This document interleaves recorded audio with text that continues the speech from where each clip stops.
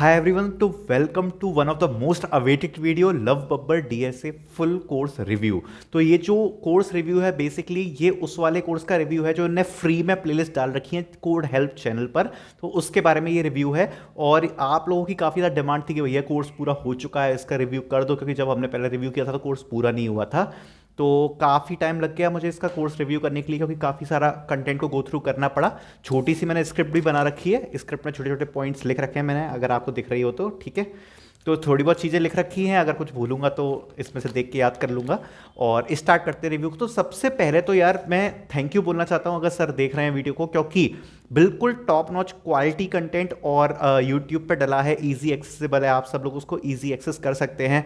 और इस क्वालिटी का कंटेंट जो डला है तो उसके लिए मैं थैंक यू करना चाहता हूँ, क्योंकि काफ़ी लोग थे जब तक ये इस टाइप के कोर्सेज यूट्यूब पर नहीं आए थे, जिनका एक धंधा चल रहा था कि लो क्वालिटी कंटेंट और काफ़ी ज़्यादा प्राइस में बेचते थे, क्योंकि तब बच्चों को इतनी अवेयरनेस नहीं थी, खासकर मेरे भी टाइम पर बच्चों को इतनी ज़्यादा अवेयरनेस नहीं थी। तो होता क्या था कि बहुत ज़्यादा महंगे महंगे एक्सपेंसिव प्राइस में और काफ़ी लो कंटेंट बेचते थे। स्पेसिफिकली नाम नहीं करूँगा कंपनीज का, लेकिन काफ़ी सारी बड़ी एडटेक कंपनीज थी जो ऐसा करती थी। तो अब इस कोर्स के इम्पैक्ट से या जो और यूट्यूबर्स हैं, काफ़ी सारे लोग काफ़ी बढ़िया काम कर रहे हैं, तो क्या हुआ है कि बिल्कुल टॉप क्वालिटी का कंटेंट फ्री में अवेलेबल हो गया है। तो यार सबसे पहले जिन लोगों ने भी ऐसा किया तो उनके लिए थैंक यू सो मच है। अब उसके बाद हम अब अपने रिव्यू को स्टार्ट करते हैं। तो सबसे पहले हम जिन चीज़ों के बारे में बात करेंगे वो है सबसे पहले कंटेंट, ठीक है।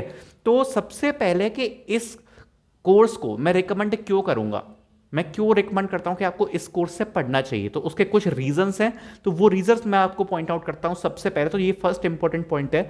तो सबसे पहले तो है कि क्वालिटी कंटेंट, जो इस कोर्स में जितना भी कंटेंट है वो पूरा कंटेंट क्वालिटी कंटेंट है। आपको इसमें अननेसेसरी चीज़ नहीं पढ़ाई गई है या किसी भी ऐसे टॉपिक को ड्रैग नहीं किया गया है जो ज़्यादा मतलब ऐसा हो जो कंपनीज में नहीं पूछा जाता हो तब भी इसमें पढ़ा दिया है, या फिर कोई भी चीज़ ऐसी नहीं है जिसको एकदम से भगा दिया, मतलब आपको समझ में ही नहीं आया, जिसको थोड़ा सा और डिटेल में पढ़ाया जाना चाहिए था लेकिन उसको नहीं पढ़ाया। तो इस टाइप का कुछ नहीं है, आपको कोर्स में क्वालिटी कंटेंट मिलेगा। लेकिन मेरे कुछ सजेशंस हैं जो मैं आगे वीडियो में बताऊंगा, जिनको आप फॉलो कर सकते हो, जिससे थोड़ा इस कोर्स के ऊपर और आपको इंप्रूवमेंट मिलेगी, तो वो भी जरूर सुनना। तो और दूसरी चीज़ है कि इस कोर्स में काफ़ी सारी प्रॉब्लम्स कवर है। अब कई कोर्स क्या होते हैं जो केवल ऊपर ऊपर से टच कर लेते हैं, जैसे लिंक लिस्ट है, स्टैक है, क्यों है, इसका कॉन्सेप्ट ऊपर से टच कर लिया, और जो इनके क्वेश्चंस हैं जो बेसिकली कंपनीज में पूछे जाते हैं उनको वो लोग मिस कर देते हैं। लेकिन इस कोर्स में आपको काफ़ी बढ़िया क्वेश्चंस भी इंक्लूड हैं, लीड कोड के क्वेश्चंस इंक्लूड हैं, जो कंपनीज में फ्रीक्वेंटली क्वेश्चंस पूछे जाते हैं, जो स्टैंडर्ड क्वेश्चन है एटलीस्ट वो सारे इंक्लूड हैं। तो ये अच्छी चीज़ है।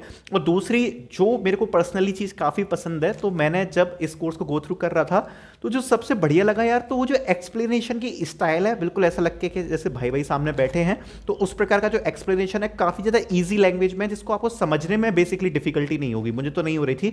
तो वो चीज़ काफ़ी बढ़िया है कि मतलब जो भी कॉन्सेप्ट है उसको काफ़ी ज़्यादा ईजी लैंग्वेज में बताया गया है, जिसको एक्चुअली आप पढ़ोगे ना तो उसके बाद वो आपके दिमाग में भी रह जाएगा। अगर आप कोई बहुत ज़्यादा डिफिकल्ट लैंग्वेज यूज़ करोगे या किसी कॉन्सेप्ट को ज़्यादा थोड़ा उस तरीके से पढ़ाओगे ना, थोड़ा अपन का स्टाइल से या फिर थोड़ा इस प्रकार से, तो क्या होता है कि वो दिमाग से चीज़ें जल्दी निकलती हैं। कोई बिल्कुल ऐसे बिल्कुल ईजी लैंग्वेज में आपकी भाषा में, देशी भाषा में आपको अगर आपको समझाता है तो वो चीज़ आपके दिमाग में बनी रहती है। ये चीज़ है और ये फैक्ट है, ठीक है। तो ये चीज़ काफ़ी बढ़िया है। तो अब मैं आपको एक चीज़ बताऊंगा, जो अगला पॉइंट है वो ये है बेटर वे टू लर्न। क्या है बेटर वे टू लर्न? अब यहाँ पर ये जो वीडियो देख रहे हैं उसमें first year, second year, third year, fourth year सबके स्टूडेंट्स होंगे। तो बेटर वे टू लर्न क्या है? तो देखो, जैसे मैंने पहले भी बोला था कि अगर आप जस्ट स्टेप आउट कर रहे हो कोडिंग के माहौल में, अगर आपको भी बिल्कुल भी कोडिंग नहीं आती है, आप जस्ट फर्स्ट टाइम देख रहे हो कि भैया ये होता क्या है डीएसए, कोडिंग नहीं पता, प्रोग्रामिंग लैंग्वेज नहीं पता, तो उन लोगों के लिए मेरा सजेशन ये है कि आप इस कोर्स को फॉलो तो कर सकते हो, लेकिन मेरे हिसाब से एक्चुअली सबसे पहले आपको एक प्योर लैंग्वेज सीखनी चाहिए। बिकॉज इस कोर्स में लैंग्वेज प्लस डीएसए मिक्स है, ठीक है, क्योंकि बीच में कुछ वीडियोस हैं जो लैंग्वेज की है और फिर उसके बाद डीएसए भी आ जाता है। तो इस प्रकार से पूरा कोर्स का स्ट्रक्चर है। तो मैं आपको रिकमेंड करूंगा सबसे पहले अलग से, बिल्कुल अलग से केवल आपको एक लैंग्वेज पढ़नी है, ठीक है, एक लैंग्वेज कवर करनी है सबसे पहले बिल्कुल सेपरेटली। अगर आपको थोड़ी बहुत भी नॉलेज है किसी प्रोग्रामिंग लैंग्वेज की, आप थोड़े से कंफर्टेबल हो, बेसिक कोड्स आपको लिखना आते हैं, तो आई थिंक आप इस कोर्स को गो थ्रू कर सकते हो। क्योंकि शुरू में मैं आपको ये रिकमेंड करूंगा कि आप एक लैंग्वेज को पर्टिकुलरली सेपरेट पढ़ो। अब आप पूछोगे कि कहां से पढ़ूं, तो उसके लिए ऑलरेडी वीडियो बना रखी है, डीएसए रिसोर्सेज जो प्लेलिस्ट है उसकी फर्स्ट वीडियो यही है, ठीक है। तो उस प्लेलिस्ट को जाके चेक कर सकते हो, मैं डिस्क्रिप्शन में लिंक अटैच कर दूंगा या पिन कमेंट में भी आपको लिंक मिल जाएगी, तो आप उस चीज को देख सकते हो। तो वहां से आपको सबसे पहले एक लैंग्वेज पढ़नी है। अगर आप बिल्कुल ही नए हो तो मैं आपको ये सजेस्ट करूंगा। अदरवाइज आप इस कोर्स पे जा सकते हो, या फिर आप थोड़ी सी लैंग्वेज को पढ़कर फिर आप इस कोर्स पे आ सकते हो। क्योंकि पहले मैं ये चाहता हूं कि थोड़ा सा आपका दिमाग से डीएसए निकले और आप एटलीस्ट एक लैंग्वेज में बिल्कुल पक्के हो जाएं, चाहे वो सी प्लस प्लस हो, जावा हो, मैटर नहीं करता, लेकिन एक लैंग्वेज में बिल्कुल आप परिपक्व हो जाएं, बिल्कुल पक्के हो जाएं। तब तक के लिए आपके दिमाग से डीएसए निकल जाए कि मुझे डीएसए पढ़ना है, पहले दिमाग में केवल एक चीज होनी चाहिए कि मुझे एक लैंग्वेज करनी है, ठीक है। तो इसलिए मैं आपको रिकमेंड करूंगा, तो उसकी लिंक आपको मिल जाएगी डिस्क्रिप्शन में, ठीक है। आगे बढ़ते हैं। बेटर वे टू लर्न, जैसे मैंने आपको बता दिया, अगर आप फर्स्ट ईयर के हो या फिर अगर आप जस्ट स्टेप इन कर रहे हो अपने कैरियर में, तो सबसे पहले एक लैंग्वेज को आप सेपरेटली पढ़ना, ठीक है। ये आप कर सकते हो, ठीक है। अब आगे चलते हैं सबसे इंपॉर्टेंट टॉपिक पर, वो है कंटेंट क्या है, अल्टरनेटिव रिसोर्स क्या है, क्या किसी टॉपिक में हम किसी दूसरे की प्लेलिस्ट फॉलो कर सकते हैं अगर वो इस प्लेलिस्ट में सही नहीं है। ये सबसे इंपॉर्टेंट है और आपको इसको पूरा सुनना ही पड़ेगा, पूरे रिव्यू का मेन पार्ट ही है। तो स्टार्ट करते हैं। देखो, सबसे पहले कंटेंट पे आते हैं। तो सबसे पहले तो अगर मैं टॉपिक्स की बात करूं तो यस, सारे टॉपिक्स कवर है, ठीक है, जो एक standard data structures and algorithms में होते हैं, जो आपको कंपनी के इंटरव्यूज के लिए प्रिपेयर करने होते हैं, वो सारे टॉपिक्स इसमें कवर है, ठीक है। अब अगर मैं इंडिविजुअली टॉपिक की बात करूं तो पर्सनली मेरा फेवरेट है इसमें डीपी, डायनेमिक प्रोग्रामिंग का सेक्शन। उसका रीजन मैं आपको बताऊंगा।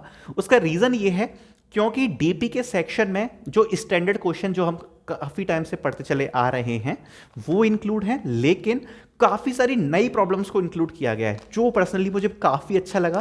क्योंकि ऐसी चीजों से आपका थॉट प्रोसेस बहुत अच्छा होता है जब आप अपनी स्टैंडर्ड प्रॉब्लम से हटके थोड़े और डिफिकल्ट क्वेश्चंस को देखते हो, और कहीं ना कहीं आपके दिमाग खोलने में, लॉजिक बनाने में काफी ज्यादा हेल्प करती हैं।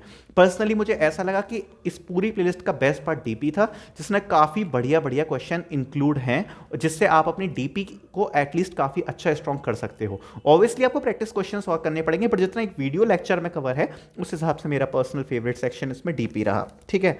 अगर मैं आगे बात करूं, हाँ, तो अब जो इंपॉर्टेंट बात आती है वो ये है कि बाकी के टॉपिक्स का क्या। तो देखो, बाकी टॉपिक्स में बताओ तो मेरे को सारे टॉपिक्स सही लगे, लेकिन दो टॉपिक्स में सजेशन है जिनका मैं नाम लूंगा, जस्ट सजेशन, ऐसा नहीं है कि वो नहीं पढ़ाए गए हैं या कुछ है, जस्ट सजेशन है जिससे ये कोर्स की क्वालिटी और ज़्यादा बढ़ सकती है। तो फर्स्ट है ग्राफ्स। जो ग्राफ्स है उसकी सारी स्टैंडर्ड एल्गोरिथम्स कवर है, और बेसिकली आपके इंटरव्यूज में यही पूछा जाता है, ग्राफ की जो स्टैंडर्ड प्रॉब्लम्स है वही पूछी जाती हैं। लेकिन रट्टा कहाँ फंसता है? रट्टा ये फंसता है ऑनलाइन टेस्ट में, ठीक है। ऑनलाइन टेस्ट में क्या होता है, ऑनलाइन टेस्ट में कई बार ग्राफ की स्टैंडर्ड क्वेश्चन ही होते हैं, लेकिन उनको थोड़ा सा घुमाया जाता है, ठीक है। घुमाया जाता है, हो सकता है कि किसी दो टाइप के क्वेश्चंस को मिक्स करके एक क्वेश्चन बना दें, या फिर ये भी हो सकता है कि काफ़ी ज़्यादा उसमें थ्योरेटिकल टाइप का हो, जिसमें आपको काफ़ी चीज़ें समझनी पड़े, उसके बाद अब उस क्वेश्चन में एक बेसिक एल्गोरिथम पे आओ तब करा पाओ, ठीक है। पर्सनली ये चीज़ मैंने काफ़ी ज़्यादा फील करी है ऑनलाइन टेस्ट में, कि जो ग्राफ्स के क्वेश्चन हैं वो इस प्रकार से थोड़े से घुमाए जाते हैं, जो स्टैंडर्ड एल्गोरिथम्स हैं उनसे थोड़े से हट के, ठीक है। तो जो ग्राफ का सेक्शन है उसमें जितनी भी एल्गोरिथम पढ़ाई गई हैं वो सारी स्टैंडर्ड हैं। तो मेरे हिसाब से कुछ क्वेश्चंस ऐसे इंक्लूड करना चाहिए जो भले ही लीड कोड के हो या किसी और प्लेटफॉर्म के हो, गीक्स वो गीक्स पे डले हो, किसी भी प्लेटफॉर्म के हो, जिनमें एक उस टाइप के क्वेश्चंस हो जो ऑनलाइन टेस्ट में आजकल आ रहे हैं, ठीक है। चाहे वो कोई भी प्लेटफॉर्म हो, उसके कुछ क्वेश्चंस इंक्लूड किए जाने चाहिए।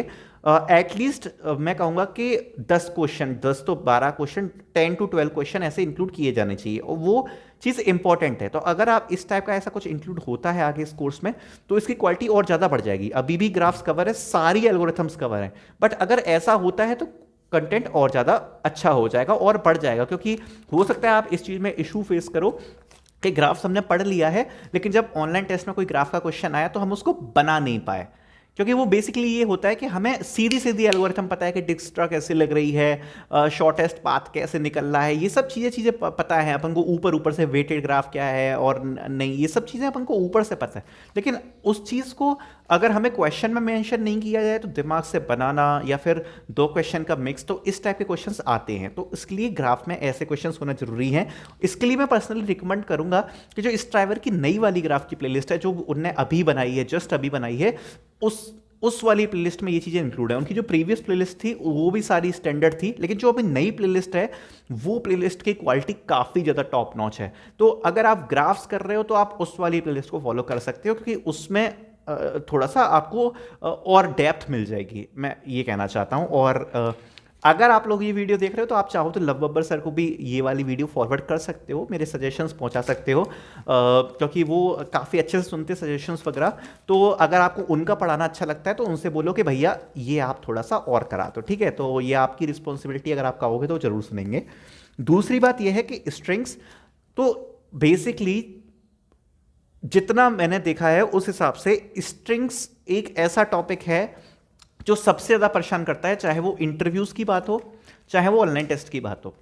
तो जो स्ट्रिंग्स टॉपिक है, बेसिकली लोग उसमें कहते हैं कि स्ट्रिंग्स में क्या ही करें, कोई दूसरा डेटा स्ट्रक्चर का यूज़ हो रहा होगा, चाहे हैश मैप का यूज़ हो रहा होगा या रिकर्जन का यूज़ हो रहा होगा स्ट्रिंग्स के ऊपर, तब उससे कोई क्वेश्चन बन रहा होगा।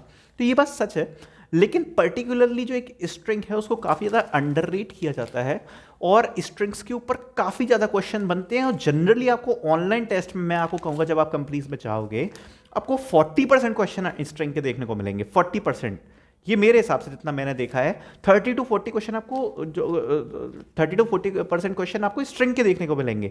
ये सरप्राइजिंग फैक्टर है कि स्ट्रिंग्स ज़्यादातर चीज़ों में कवर नहीं किया जाता है। मतलब उसके जो क्वेश्चंस हैं, कुछ क्वेश्चंस हैं स्ट्रिंग के, काफ़ी टाइप के उसमें वेराइटीज़ हैं जो कवर नहीं किया जाता है। तो इस कोर्स में भी 5 से 10 क्वेश्चन स्ट्रिंग के इंक्लूड किए जा सकते हैं, एटलीस्ट 10 क्वेश्चन, चाहे वो गीक्स फॉर गीक्स से हो या किसी भी वेबसाइट पे वो कोड फोर्सेस से हो सकते हैं। लेकिन हाँ, उसमें कुछ पैटर्न्स हैं, जैसे पासवर्ड डिकोडिंग, इस टाइप के क्वेश्चंस हैं। और एक जैसे काउंटेंट से क्वेश्चन आपने देखा होगा, लीड कोड पे वो क्वेश्चन है। ये मैं आपको नाम बता रहा हूँ ऊपर ऊपर से जितने मुझे पता है। तो इस टाइप के जो क्वेश्चंस हैं, इनके कुछ वेरिएशन आते हैं, ठीक है। तो वो बहुत ज़्यादा इंपॉर्टेंट है। तो अगर ये चीज़ भी कवर हो जाए कोर्स में तो ये भी बिल्कुल टॉप नॉच हो जाएगा, ठीक है। अदर देन दिस, मुझे अपनी तरफ से ऐसा नहीं लगता कि कोर्स में किसी भी जगह पे कंटेंट की कमी है। आपका hash map, binary search, graph, trees, link list, DP, बिल्कुल टॉप नॉच सारे स्टैंडर्ड क्वेश्चंस कवर है, जितना होना चाहिए सारा कुछ कवर है। So you should be happy about this कि आपको कोई और रिसोर्स को फॉलो नहीं करना पड़ेगा, मेजॉरिटी चीज़ें इसमें कवर है। तो ये काफ़ी सही है यार कि आपको एक प्लेस पे फ्री में इतना सब कुछ अच्छा देखने को मिल जाएगा, और काफ़ी सारे पेड कोर्सेज से बढ़िया क्वालिटी का भी देखने को मिल जाएगा। तो ये अच्छी चीज़ है। तो अब अगर मैं आगे बढ़ूं तो मेरे सजेशंस क्या है कोर्स को लेकर, अगर आप इस कोर्स को फॉलो कर रहे हो तो सबसे पहला सजेशन, आप इस कोर्स को बिल्कुल फॉलो करो अगर आप डीएसए सीखना चाहते हो तो। दूसरी बात यह है कि जब भी आप इस कोर्स को कर रहे हो तो हमेशा ट्रेनिंग एंड टेस्टिंग का मॉडल अपनाओ। अब भैया ये क्या होता है? ट्रेनिंग एंड टेस्टिंग का मॉडल अगर आप डीएसए में अपनाओगे तो आपकी लर्निंग्स काफ़ी बढ़िया होंगी। ट्रेनिंग टेस्टिंग मॉडल क्या होता है भैया? वो ये होता है कि जैसे आपने डीपी करी, सपोज आपने सर की प्लेलिस्ट से डीपी करी है, आपने पूरी डीपी कर ली, ठीक है। अब उस डीपी को करने के बाद आपको करना क्या है, किसी भी प्लेटफॉर्म पे चले जाओ, Geeks for Geeks, leet code, interview bit, आपका बिल्कुल आपकी मर्जी, किसी भी प्लेटफॉर्म पे चले जाओ। टेस्टिंग का कॉन्सेप्ट अपनाना है। अब भैया ये टेस्टिंग क्या होती है कि जितने क्वेश्चन आपने करे हैं, जितने आपने प्लेलिस्ट से पढ़े हैं, उनके अलावा हटके जो क्वेश्चन हैं वो आपको सॉल्व करने हैं, और उसमें आपको अपना रेशियो देखना है कि मैं 5 क्वेश्चंस में से कितने क्वेश्चंस ऐसे जो मेरे लिए नए हैं उस टॉपिक को पढ़ने के बाद मैं सॉल्व कर पा रहा हूं।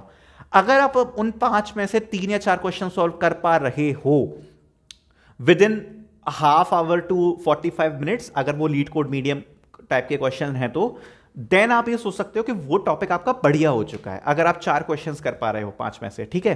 तो ये मॉडल आपको अपनाना है। और अगर आपको ऐसा लगता है कि नए क्वेश्चंस देख के आपको लॉजिक बनाने में दिक्कत हो रही है, थोड़ा सा गो थ्रू एक बार और कर सकते हो आप प्लेलिस्ट को, या फिर नए नए क्वेश्चंस ट्राई करो, तब तक प्रैक्टिस करो जब तक आपको ऐसा नहीं लग जाता कि अब मेरे को ये टॉपिक पक्का हो गया। तो सबसे बेहतरीन मेथड है टेस्टिंग वाला, ठीक है।